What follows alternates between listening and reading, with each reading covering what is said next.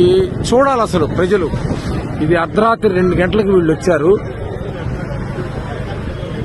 ఇది నిత్యావసర సరుకులు సింగనగర్ కి ఏరియాకి వెళ్ళడానికి పని పర్లేదు, చాలా దూరం ఉంది. ఇక్కడ ఇదిగో నిత్యావసర సరుకులు ఇలా లారీల్లో వచ్చాయి. ఇలా బియ్యం మీద, నాణ్యమైన బియ్యం, ఈ డైలీ ఇంటింటికి జరిగేటువంటి పంపించినటువంటి వ్యాన్ల మీద వీటిలోకి సప్లై జరుగుతోంది.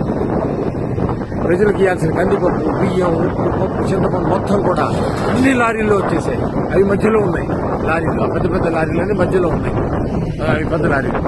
అటు ఇటు ఈ చిన్న చిన్న వ్యాన్లు సందుల్లోకి వెళ్ళి ఇవ్వడానికి, ఇంటింటికి ఇవ్వడానికి తర్వాత ఈ సైడ్ ఉన్నాయి. వీళ్ళందరినీ మెయింటైన్ చేయడానికి పోలీసులు.